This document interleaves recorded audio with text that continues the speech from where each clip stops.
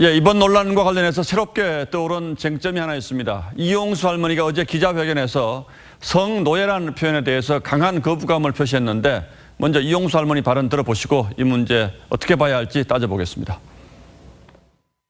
그 더러운 성노예 소리를 왜 하냐 그러니까 미국에 들으라고 미국 사람이 겁내라고 말도 안 되는 소리입니다. 이렇게 팔아가면서 뭐를 했습니까? 자, 윤슬기 기자. 네. 정작 피해자 할머니들은 이 성노예라는 표현이 싫었는데 정 의원이 미국에 들으라고 계속 이 표현을 썼다 이렇게 지금 주장을 하시는 거죠? 네, 정 의원을 향한 이용수 할머니의 비판 중 하나였죠.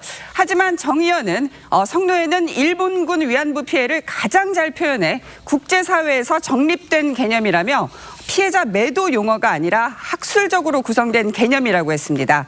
또 영어 신문 등에 기재된 표현도 예시로 들었는데요. 집회 영상도 함께 보실까요? 오늘은 일본군 성노예제 문제 해결을 위한 저희 정의기억연대에서 주최하고 예, 이 집회에서도 분명히 성노예라는 표현을 쓰긴 하는데 국제사회에서 그러면 이 성노예라는 표현은 언제부터 쓰이기 시작했습니까? 네, 이 성노예라는 표현이 국제사회에 본격 등장한 건 보시는 것처럼 이 90년대 중반부터입니다. 이후 2012년 당시 힐러리 클린턴 미 국무장관이 위안부 대신 강제 성노예라는 표현을 써야 한다고 했고 2014년 유엔도 일본 정부에 강제 성노예 표현을 공식 권고한 적이 있습니다. 예, 저도 뭐 이 힐러리 장관이 성노예라는 표현을 써야 한다라고 주장한 기억이 나는데 어쨌든 우리 정서상으로 이 성노예라는 표현이 좀 불편하게 들리는 건 사실인 것 같아요. 네, 그렇죠. 그래서 정작 국내에서는 그동안 논란이 많았는데요. 저희가 예. 영상을 준비했습니다. 성노예라는 표현을 정확하게 써야 된다고 생각합니다. 성노예라는 표현을 쓰는 것이 이제 적절히 않다고 생각을 하시는데 이 성노예라는 표현이 할머니들에게 너무 모욕적이라 정부 문서도 해외로 나갈 때는 성노예, 국내 번역 때는 위안부라고 정리했었다고 19대 국회에서 위안부 문제 해결에 나섰던 민주당 홍익표 의원도 최근 그런 얘기를 했습니다.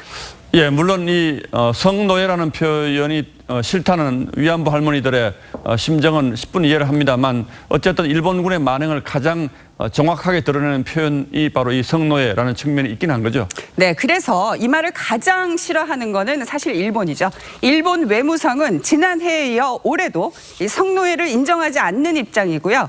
아베 총리도 성노예는 근거 없는 중상모략이라는 취지의 주장을 한 적이 있습니다. 그러니까 사실 어떤 표현을 써야 하는지 딜레마가 있긴 하군요. 네, 그렇습니다. 다만 저희가 유념을 해야 할 점은 이 정 의원이 무엇보다 강조해온 건 바로 피해자 중심주의였다는 거죠. 들어보실까요? 할머니들이 바라는 바가 무엇인지, 진정한 피해자 중심주의에 근거한 해결이 어떤 것인지 미국이 성노예라는 표현을 쓴다고 해서 우리가 무조건 따라할 일은 아닌 것 같고 다시 한번 피해자 중심주의라는 것이 어떤 것인지 생각해보는 계기가 됐으면 좋겠습니다. 네. 예, 윤슬기 기자 잘 들었습니다.